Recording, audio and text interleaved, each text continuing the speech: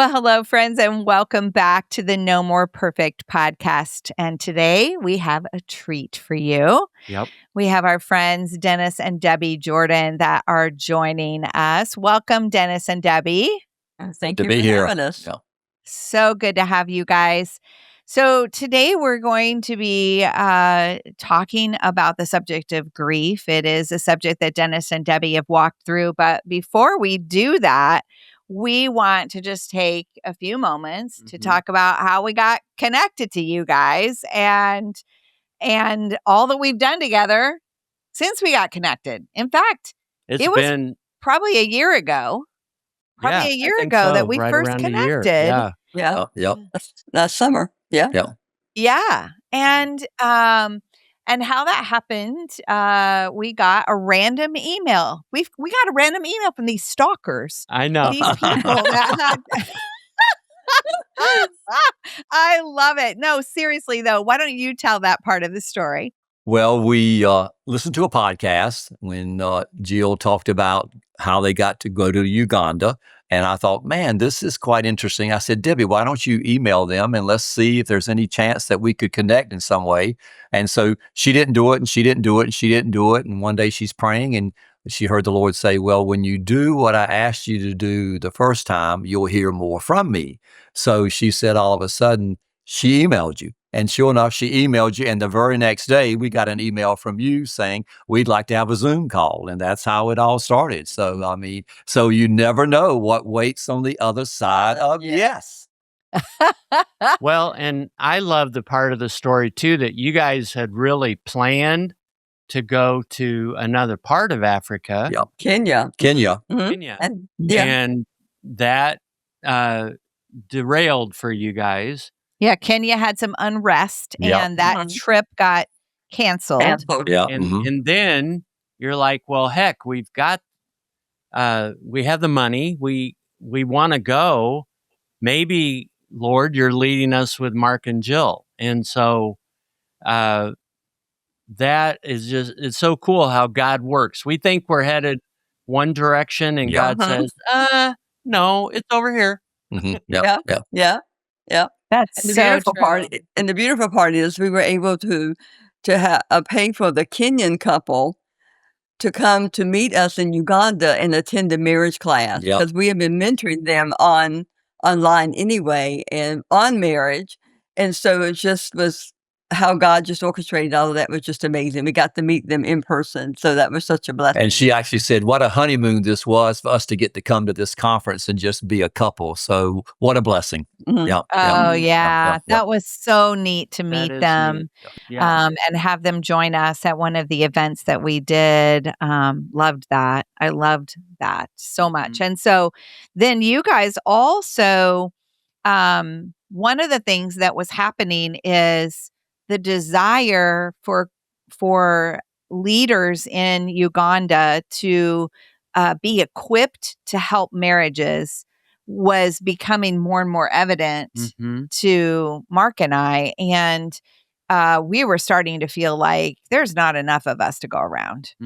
And so after we had this conversation with you, we got off the phone and Mark and I were like, gosh, I mean, it'd be great if they could go with us to Uganda on our next trip, which you ended up. We invited you to do that. And then we were like, I wonder if they could actually lead some of the leaders in Uganda through our marriage coaches course. And you guys said yes to that. So we signed you up for our marriage coaches course. You took that. And then when it was done, we went to Uganda. We signed up a whole bunch more marriage coaches, and you guys led them through that course. And you're you're about to wrap up that connection with those coaches in Uganda. And what a blessing that's been. Mhm. And it has been for us as well. Yes. So such a blessing. I'm going to be sad Yeah. that we don't have every other Monday with them, but it's been a Yeah, I joy. told them today, I said, what are we going to do every other Monday that we don't get to be with you? But and they've been very involved. I mean, they've done their homework. It's Engaged. been amazing to watch just how much they have wanted to be a part of this. Mhm. Yeah. Mhm. Yeah, Mm. that's so neat. I love that. Yeah. And for those of you listening that that support the Life 2.0 Foundation, this is, we have our orphanages, and we talk a lot about our orphanages that we support: the Grateful Orphanage, the Boutique Orphanage, and Promise School. But your support also helps us to make courses like this happen as well. And Yeah. so thank you for those of you that are listening. And if you're not familiar with our work in Africa and the foundation that we have, you can go to markandjill.org/donate and learn more about what we do. But Dennis and Debbie, before we jump into our topic today, because you have a personal story of grief, and you actually taught on grief when you went to Africa with us. Yeah. And we were so grateful. You offered a fantastic teaching on grief, which is the point that we said we have to have them on the podcast. We have to do this on the podcast. But let's talk for a moment. You've been through our marriage mentor course, our marriage coaches course, marriage mentor course. You went through the marriage mentor level of that course. And would you just be willing to share just a few words of encouragement to somebody that maybe they've thought about it? Maybe they're like, you guys are not officially marriage coaches, but you mentor marriages through your church, your community. People connect people that need help to you. And so, can you just talk a little bit about how that experience of our Creating 2.0 Marriages course was for you? For me, it was the fact that we've been married 53 years this past June the 9th. Long time. But we have learned in 53 years, we must keep learning because we're changing. Things around us are changing. And so for this course, it taught us concepts that we had never thought about, like safe conversations and slow fades and God tools. And so I learned that in my life, I've had a lot of defensiveness with Debbie. And defensiveness is one of those slow fades that you don't want in your relationship. And so for me, it's been really, really eye-opening to not be defensive like I was in the past. So we gained a lot. It was absolutely highly recommend. And it's actually tools that we're utilizing, of course, with the couples in Uganda and other people that we're meeting. Yeah. I love that. What Debbie, I would you appreciate. say anything? Yeah, what I appreciated about the course is that it really gave me a better understanding of have never heard of them, and even though we have read your book and even taught um, a study or two from No More Perfect Marriages, I don't remember too much about the love attachments. I don't, maybe you didn't go into as much detail there as you do in the marriage course, but just learning what our love attachment styles were and how we've been able to implement what we've learned to become more secure connectors rather than the vacillator. He was vacillator and I'm a pleaser. And the safe conversations, even as I shared with Ugandan group today, that has been able to help me have my voice to say, if I have something to say, I ask, is this a good time for a safe conversation? So that's what I gained from the course. Very well. I You love guys that. are give your own personal examples, and um, you really illustrate that there's no perfect marriage, just two imperfect people. And so I just really appreciate you guys' teaching and your testimony and what you share and your transparency. I love that. Yeah. Thank you. So cool. Thank you so much. Yeah. You guys really, for me, you inspire me. You guys are probably 10 years ahead of us age-wise. And 10 years ahead of us marriage-wise. marriage-wise, because we just had 43 years. 43, That's right. yeah. That's And right. you guys are That's 53. right.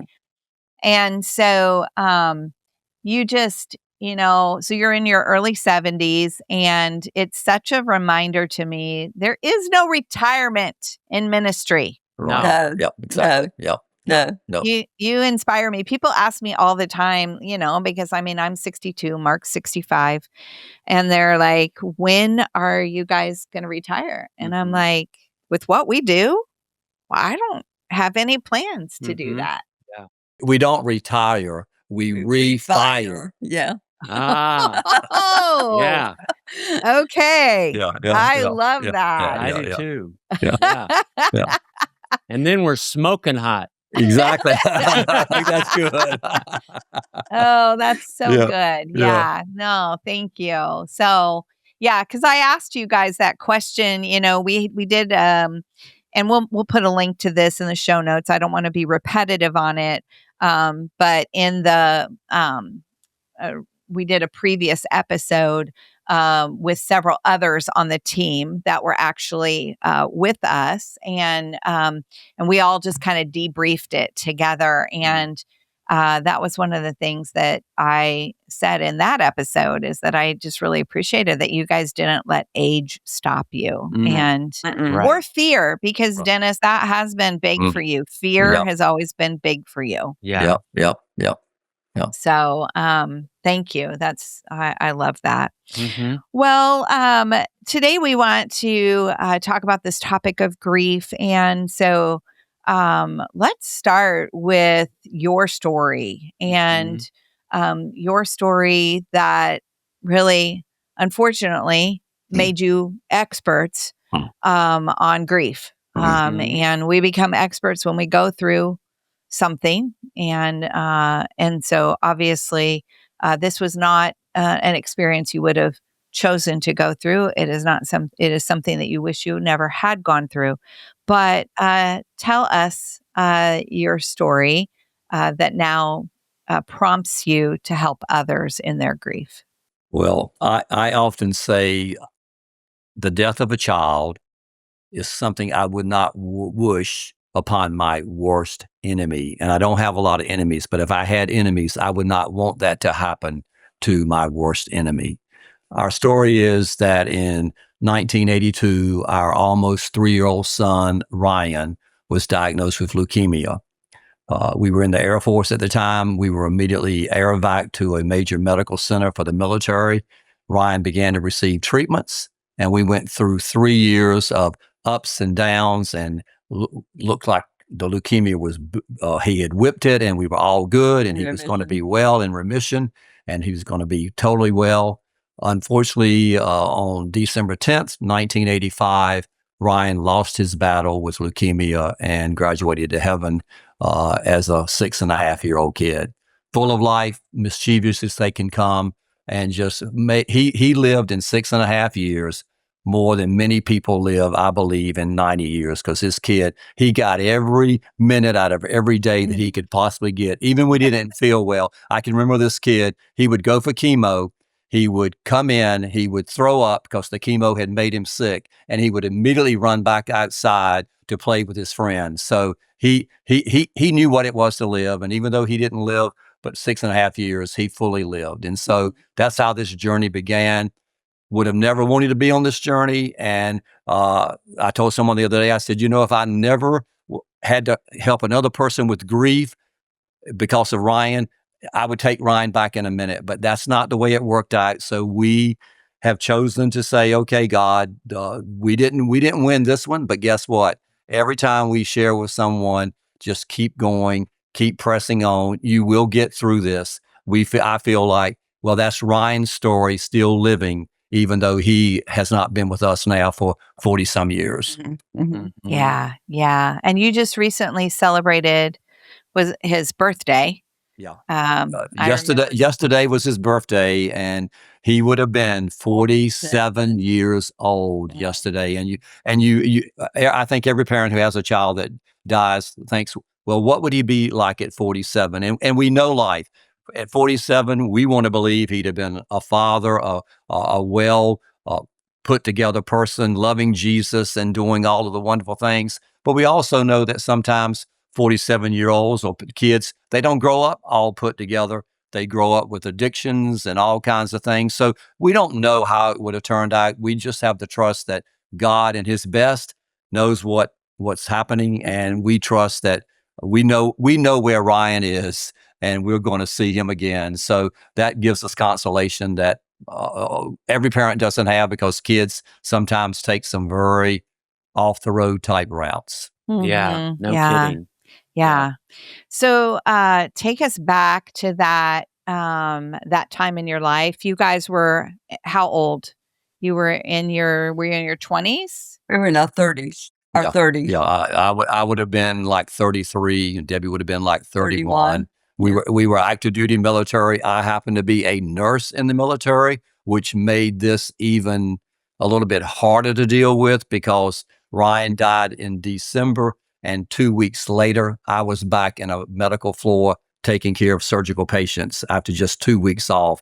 That was very hard to do, but we did it, Mhm. and we survived it. I mean, so Yeah. Right. yeah. As you think back, what were kind of describe your journey and the learnings of your journey regarding grief? No. Well, Well, first of go ahead. all, Yeah, go ahead. first of all, we learned that we grieve differently, Mm. and men tend to hold it in, and I see this so often that um, people tend to always ask the mom, "How are you doing with the grief?" They don't think to ask the father. They don't think to ask the sibling. And Ryan had, at that time that he died, Chad was 9. Our oldest son was 9 years old, and no one seemed to ask about them. And so, but we learned that our journey is different, and like I was further along than Dennis was, and I think it has a lot to do with our temperament, our personality. I had a very strong faith. I still remember to this day, was it after he died? I believe it was after he died, on my knees in my bedroom with my Bible, and I just symbolically just knelt before the Lord and just clear and said, "Lord, I'm like Abraham with Isaac. And I'm just clearing everything I ever thought I knew about you, because I was raised in a Christian home. I believed everything my parents and grandparents told me. I believed everything my church told me, but nobody prepared me for how to walk through grief." Mm. Right. And, and like, well, did we have a lack of faith because Ryan didn't get well? Dennis really struggled with that one.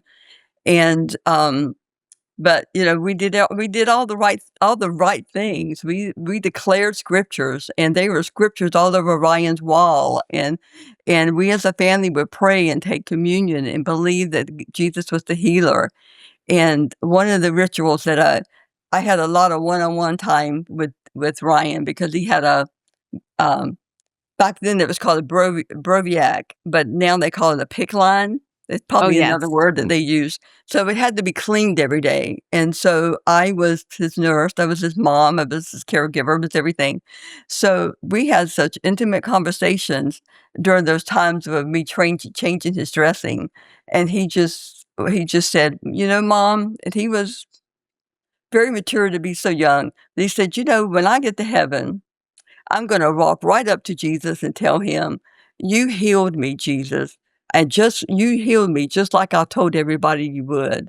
So I had that hope. It gave me such hope to know that's exactly what he probably did. And so he had Mhm. such a faith himself, but God chose differently. He chose a different path for us, and I'm I'm not so sure I'd say I was thankful for that path, but Dennis and I have talked often that if God had healed Ryan, the story we presented would be different. And who would be there to take care of those who are walking through grief? Mhm. Right. So Sure. God, he knows what's best. Yep. Yeah, and he has used that grief for his glory, as you Mhm. have. That's one way he's redeemed the pain, Mhm. to do that. Now, Debbie, you were talking about the fact that you had a really, um, strong faith. Dennis, what about you? What happened with your faith in this journey of grief? I went through, I had a strong faith, but I went through a real tough time of two lies.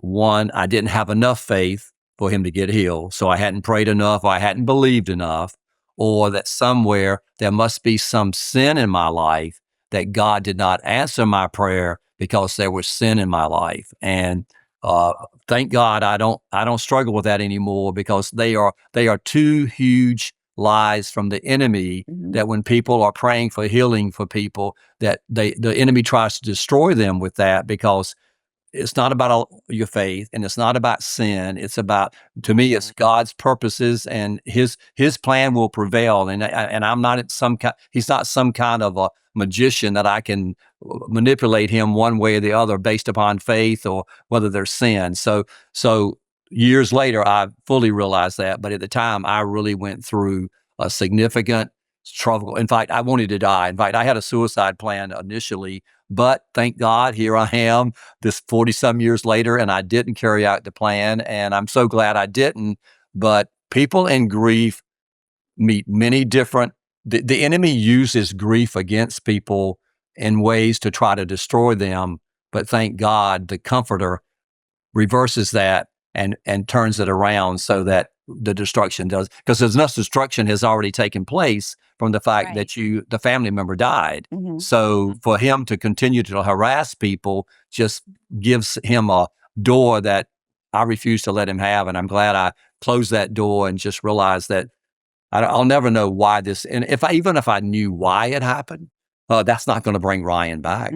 I mean, the bottom line is Ryan's with Jesus. So yeah. I know so many people that we've interacted with have experienced that journey similar to what you described, Dennis, that I prayed, and God, you didn't answer my prayer, you took him. And it's so hard for us to get our heart and our head around that. Really, that is the ultimate healing, when our loved one is with Jesus. And it doesn't take away the pain, but it does bring some resolve, some peace, if we'll let it. Yeah, exactly. And I've kind of sensed this at Ryan's service, at his funeral. The last hymn, everybody in the congregation stood up and we sang the song, "Great is Thy Faithfulness." I was so mad at God. I don't know how I was able to stand up and sing a song with my son's coffin in the front of the church of "Great is Thy Faithfulness." But here we are 40 years later, and I believe now that was a prophetic declaration that God, you are faithful. When I'm getting ready to put my son in the ground, you are a faithful God. And somehow you're going to carry me through this, and you're going to use this. And that's exactly what God has done. I 100% believe God is a faithful God. Yes, my son got buried, but guess what?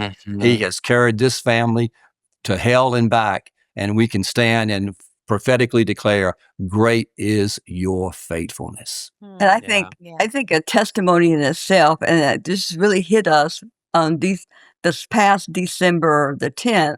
It marked 40 years since he died. And I think the greatest testimony of all is that God kept us, and we still trust him, and we still follow him. And that is God's faithfulness. We trust him. We trust him. Even when he made a choice we wouldn't have made, we trust him. Yeah. And 40 years. And if you think about bereaved parents, if you look at studies, many bereaved parents divorce. They cannot stay together because the pain is so great, and they need the other one to take the pain away, and they can't take the pain away. So for us to be here 40 years later, madly in love, loving Jesus, loving marriages, working with couples, to me, that says God will take you. You'll go to the worst hell you've ever been through, and God will take you through that. And not only will he take you through that, you'll come triumphant towards the end as you go through life. He will always be faithful. Yeah. Well, and I think that is really Father's promise to us that he wants to be there, to be our comforter, to be the taker of that pain and that hardship, and The comforter in it. yeah. Mhm. Yeah, Mhm, exactly. So let's talk for a moment, though, about what you were just talking about how grief impacts marriage. Because um, whether it is the loss of a child, or it could be the loss of a parent, Yeah. or the mhm, loss of a mhm, Sibling. sibling. Yeah. I mhm. mean, there's a lot, people they hold special places in our heart. Mm. And so, how does grief affect a marriage? What did you learn, and what have you learned from the people you've walked alongside? Okay. Well, the first thing I said was the differences, and no matter what kind of grief who you're grieving, whether it be a child, a parent, a divorce, or loss, loss of your health, it's just that everybody has their own timeline. It can't. You're not. And that kind of is not grief is not linear. And like I said, Dennis was on a different timeline than I was, and that was the major thing I think for us, was that the differences in our personality, and having, as I look back now, and having the grace to be able to say, okay, he's having a really hard time, and I had an outlet. I had people that other moms, because we were in a cancer ward, and we would all be, I think it was like 5 children receiving chemo at the same time, so the parents would be around there. So we became a support center group before us, because they began to die. And this was long before all the advances that they made in cancer treatment that they have done today. But they became my support. So first of all, it is the differences. Yeah. So what do you say? Well, I'd say the differences, but I'd say also the fact that we continued to pull into each other, even though I was on a much different scale of grief, as far as being way down in the dumps. And not that she was exuberant, but she was definitely different than me. And yet we came together. We kept having date nights. We kept doing activities. We just didn't say I'm done, because many times in grief, you just want to say, I can't go on anymore. Well, I always tell people, all you got to do, you just got to go one more minute, just one more minute. And I would love to sleep, because when I was sleeping, I wasn't thinking about the grief. But Right. when I was not sleeping, I would just remind myself, like going back to a ward of 30 patients and taking care of 30 patients, and saying, how am I going to do this? 1 minute at a time. So, and then the minutes become hours, and the hours become days, and then weeks. And so you realize, but you just have to keep going 1 minute at a time. I love that phrase. I share it with many bereaved people, and they say, Dennis, you don't realize how much that helped me, for you just to say, all you got to do is get through the next minute. Mm-hmm. Yeah. Mhm. Yeah, that makes a lot of sense, because I think the thought of living without this person is so overwhelming, Mhm. and that weighs on us. But if it's 1 minute at a time, it just feels like it takes some of that overwhelm away. It doesn't necessarily take the pain, but it takes the overwhelm. Yeah, like with us, it's been 40 years. So if I'd had to think, how am I going to do this for 40 years without my kid, I would have never been able to do it. But 1 minute at a time ended up being year, and then years. And so that's how you do it. And plus, God's faithfulness and his comfort becomes more and more real as you walk through it, because you realize, I'm making it. I'm doing this, and I'm not doing it in my own strength. Like I said, I would have checked out if I could have, but I decided no. And God just one minute at a time. And then next thing you know, it's 40 years. And so now one of my phrases is, I'm one day closer. And it's not that I hope to die anytime soon or anything like that, but lots of times I'll tell bereaved parents, as you make it through the days, you are one day closer of seeing your child again. And that's a great consolation, because I mean, I am a whole lot closer to seeing Ryan today than I was when in my 30s when he died. Yeah. Dennis, you talked about being angry, and so I wondered, Debbie, did you experience that anger? Maybe a different form of anger. Maybe there was a feeling that this is just not fair. I think the times that, and I'm not too sure it's anger. I'm gonna have to be honest. I don't think I was ever angry because, once again, I trusted God. I just really trusted Him. But when I would hear of children who had maybe the same form of cancer, and they had gotten the same treatment that Ryan had gotten, and then they're still living, that would be like, oh, what am I, chopped liver, you know? And I've just kind of learned to stop comparing my journey to anybody else's, because like I said, God has given us a reason for this. I'm not even sure that's a good word, but He's given us a purpose for the pain. Purpose for the Sure. pain. Yep, Oh, I there Purpose you for the go. pain. And we just choose to know that, like Dennis said, I would, it's just not people who've lost children. There have been widows I walk with, and people who have lost siblings or parents. And that's the big thing right now with our generation, people losing their parents. And we just have grief has touched us. And so we have a little bit of an understanding. We have more empathy.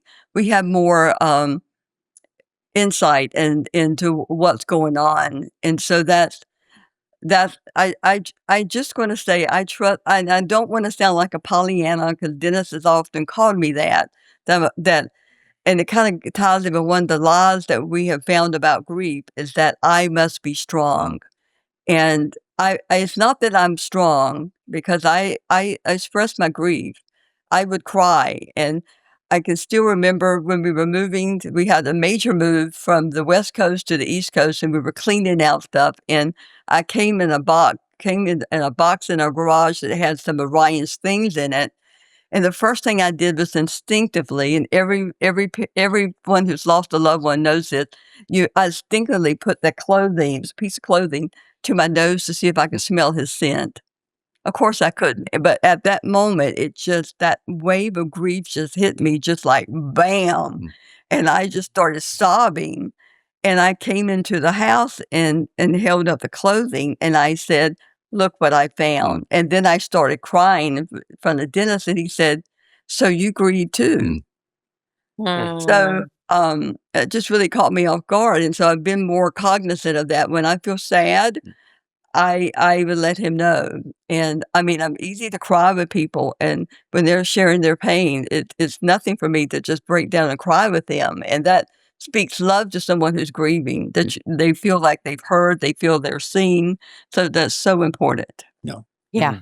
Yeah. That's so interesting that, Dennis, you really hadn't seen her grieve. Like, you hadn't seen her cry as much as maybe you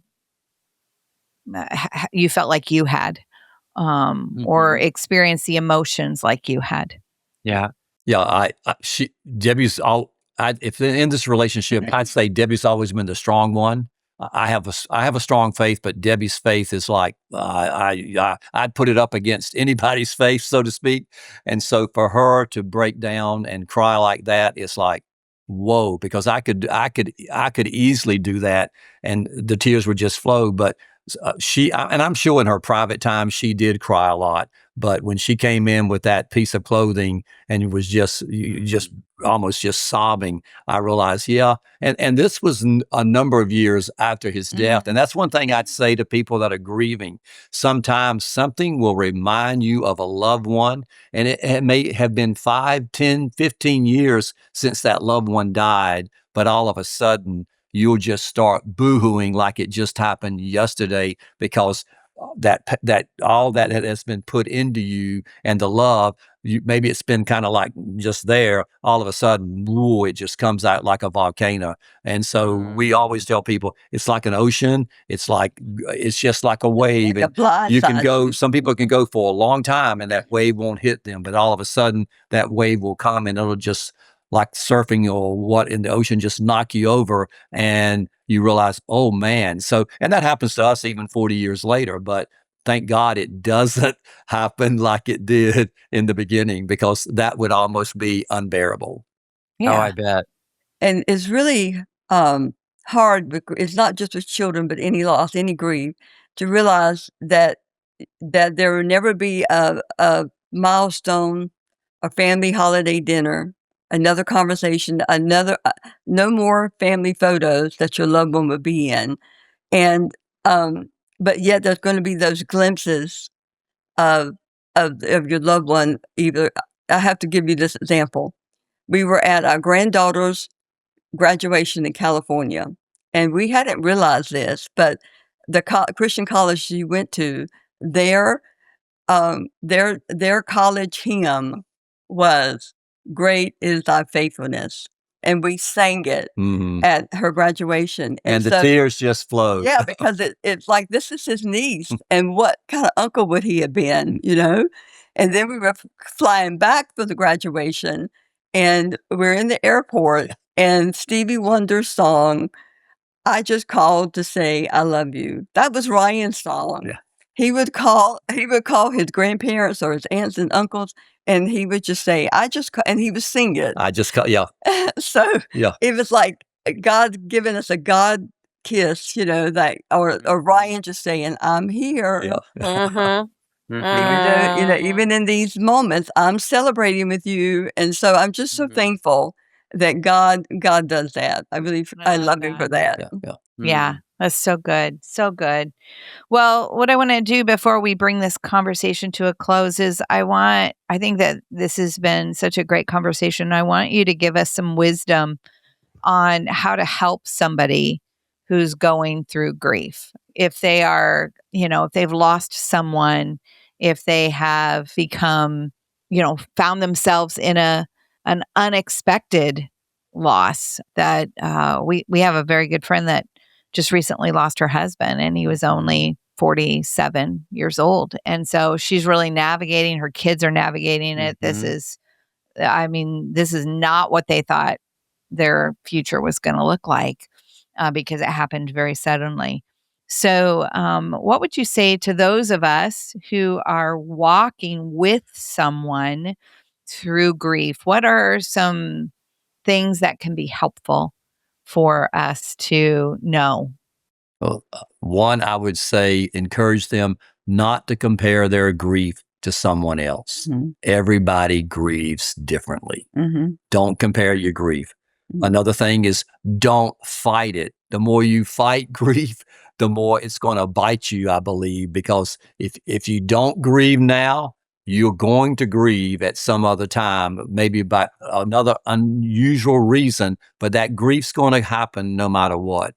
I'd also say that you don't, if you're working with people that are grieving, don't tell them things like, well, your loved one's in a better place. Or like when we were young, you can have more children, all those kind of things. And that's not comforting. Yes, we know Ryan is in a better place. There's no doubt about that. And could you have more children? But the bottom line is, they're not comforting words. We mean well sometimes when we're working with grieving people, but we say things that, again, we say sometimes, you show up, you sit down, and you shut up. Mm-hmm. Sometimes if you're working with grieving people, the best thing, your presence there means more than anything in the world.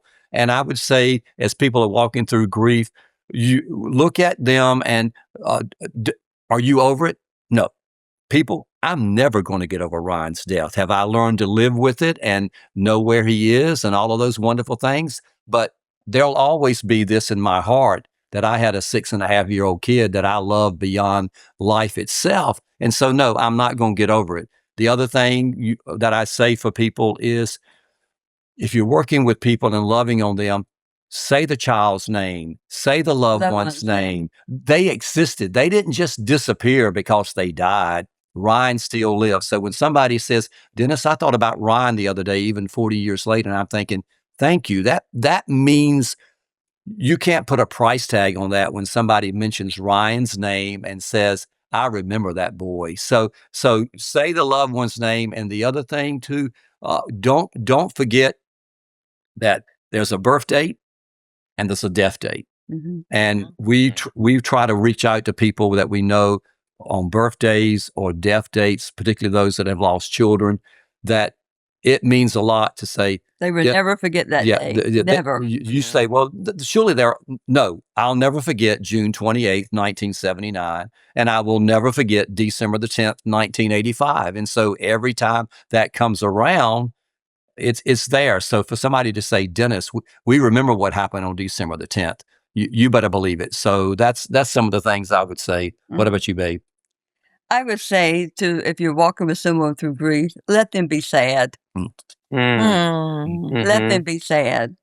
It's important that Dennis said that they walk through the grief, that they feel the feelings, because grief is a very normal process. And what I find is interesting, and for those who are walking through grief, it's hard for them to understand that joy and sorrow or mourning can coexist. So say you have a death in the family, but then there's a baby that's born. There's joy and there's sorrow that they coexist. And something that's super important, though. Let's stop there for a minute, because I think sometimes when people experience or when there is a joy, they're hesitant because then they feel guilty. Yeah, about that. So what you're saying is you can hold both joy and grief at the same time, and you're not disrespecting either one of those. I like that. Yeah. That's right. Yeah. In fact, I recall it was probably the night after we buried Ryan, and I know we were still in a state of shock, but we visited with my grandmother, and we started telling stories, and we laughed so hard that we hurt, because there was just so much laughter and joy about some of the things in his life. So so they coexist, and so don't put one down over the other one. Don't try to be joyful when you're not joyful, but also when sorrow, we're not to be sorrowful all the time either. So yeah, exactly, yeah. Mm-hmm. Okay, yeah. And I just want the bereaved do not need a cheerleader. So many times, and especially Christians, they feel like they have to just, be a cheerleader. What have you done today? Trying to get them to do, get up and get back to living, hurry up and move on along. And they don't need that. What they need more than anything, as Dennis has alluded to, is just to come and just sit with me. Just sit with me. Let me be sad. And the other thing, don't defend God. You don't have to defend God. He's more than able to defend himself. But so many Christians feel like, when they hear somebody says, well, this sucks, or this is just so unfair, instead of trying to defend God and saying, or trying to say the contrary, just as we learn in our marriage coaching, just begin to say, yes, it is unfair. Yes, it does suck. So, and even just to tell people, I just tell people grief is hard, and I'm so sorry you're going through this. And those are some good things to say. I'm so sorry, and then just shut up.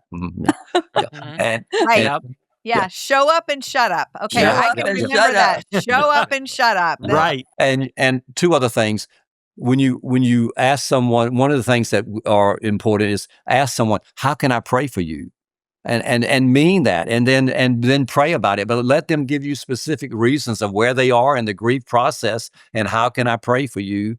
And then be a 2:00 in the morning friend. We all in grieving, we need someone that we could pick up the phone and call them at 2:00 in the morning and just say, my heart is shattered. I am so sad over Ryan. I can't sleep. But be willing to be that 2:00 in the morning friend. And don't ask people if there's anything I can do. That is a bunch of bull. Don't say if there's anything I can do. Do I need to go get groceries for you? Do I need to keep your kids today? Do I need to take you somewhere? In other words, if there's anything I can do, don't use that cop out. That's a big cop out. Just show up and say, show up and do you need me to, do can I you wash your can I dishes? wash your dishes? Can I mow your lawn? Yeah. In other words, do things, put actions behind. I think we do it to just maybe make ourselves feel good. Like, is there anything I can do? No. Do something specific or offer to do something specific. Yeah. Yeah. Mm-hmm. Yeah. That's something I often say to people, having been through cancer treatments myself, and then walking through the grief of when our marriage crisis happened, Mm-hmm. that's, I think, people mean well when they say that, but what's much more effective is a call that says, "Hey, I'm at the grocery store. Is there anything I can get for you?" Yeah. Exactly. Or, "Hey, I have 1 hour. Could I come over and clean your bathrooms? Or could I come over and take your kids to the park?" Or, you name something very specifically. And those were the things that was most helpful to me during those hard seasons. Mm-hmm. And so definitely was a place that we know what people need already. They need to Yeah. eat. Yeah. They need their house cleaned. They need Mhm. groceries at the store. Let's lift some of that off of them. Yeah. Exactly. I mean, so many things are going to fall off the radar in that season, and just any way you can help, if it's just cleaning up the dog poop or cleaning out the litter box, which that would be an act of love for me. But I would do it. I have done it. I have done it for those who are just bereaved and needed me to do that. One more thing I wanted to say is that children really children tend to be left out when the grieving, as I said earlier. And it's important that children understand that they are not at fault. And I love what David Kessler says. He said, assure your child that nothing you can do, nothing you can say, and nothing you tell me about yourself will cause me not to love you. They need that safety. They need that assurance.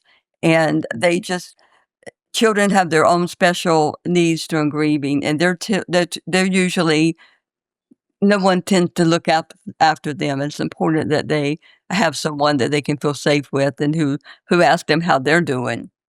Yes, and they can. Mm-hmm. That may be a time for them to get some grief counseling, like Oh yeah, for for sure, Yeah. for sure. so that they have a time to process it. Because what we know, especially in the work that that you guys do along with us, is that a lot of things that happen in childhood is when a child sees a situation and then they try to figure out how they fit into that. And too often they will feel like somehow they caused it. Yeah, particularly like when parents get divorced or something like that, or death. Yeah.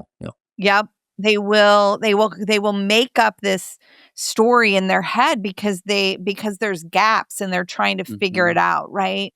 And so the more that we can reassure them in those things, the more that we can head that off, the more that we can allow them to ask questions and talk about it, I think is going to be really important. What can be hard is when your grief is happening at the same time as their grief. Yes. Yes. Which is why sometimes maybe even getting them into counseling or somewhere where they have the ability to actually talk with somebody that can help them sort through it, because that may be hard for you. I mean, it's not that you want to not do that, but it's just that it's really hard when it's happening at the same time. And we did that with our 9-year-old son. He received some grief therapy and counseling because we were in no shape to.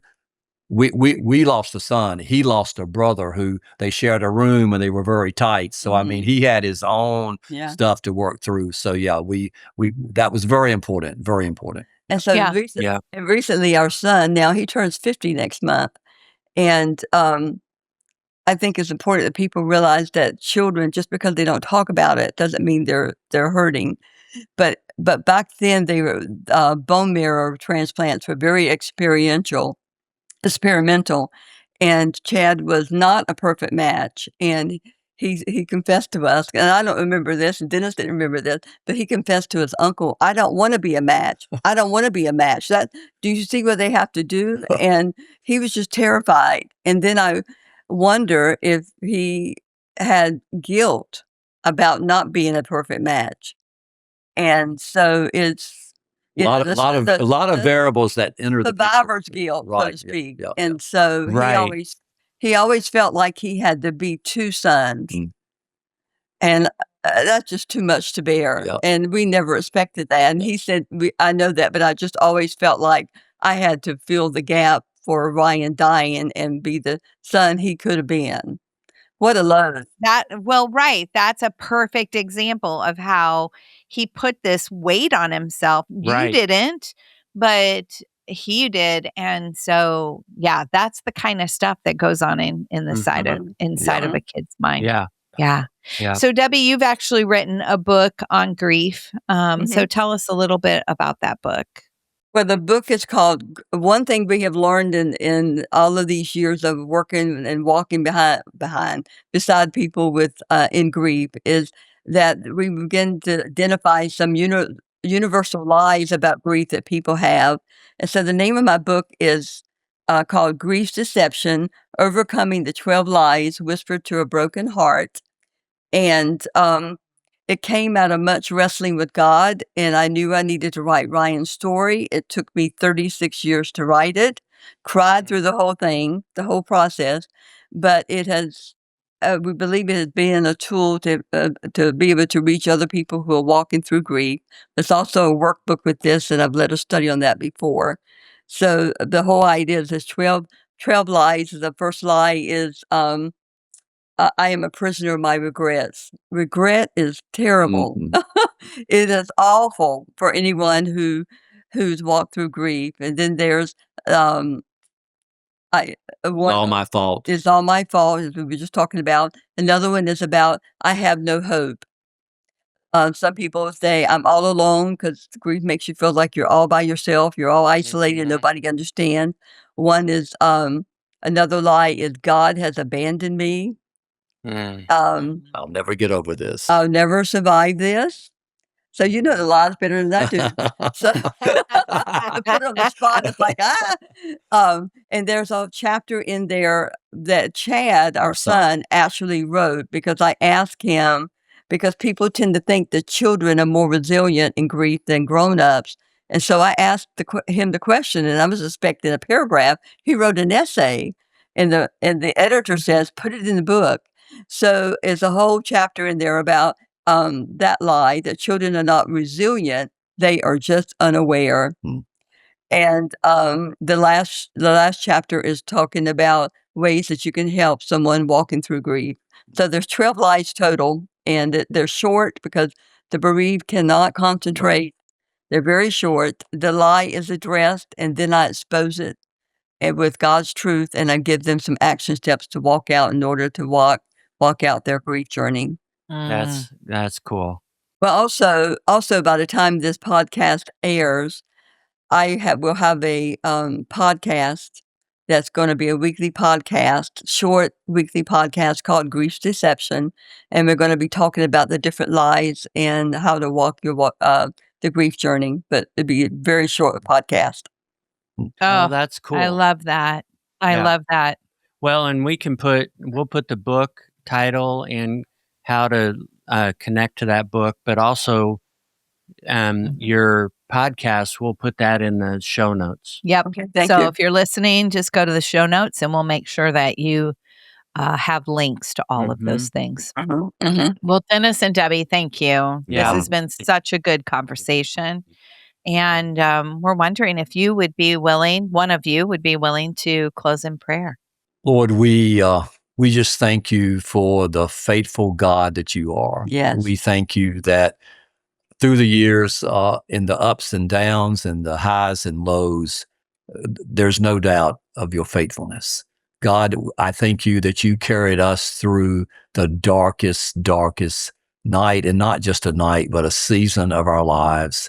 I thank you that you are the Redeemer, that you turn what the enemy meant for destruction and harm, you turn it around for good. And so we just thank you that we have had this opportunity. We pray for those in the audience that are going through grief. We pray that they will find their comfort in you, that you are their comforter. We pray that they will have people that will love them, reach out to them. Thank you for Mark and Jill, and thank you for all that you are and all that you've done. We give you thanks in Jesus' name. Amen. Amen. Amen. Amen.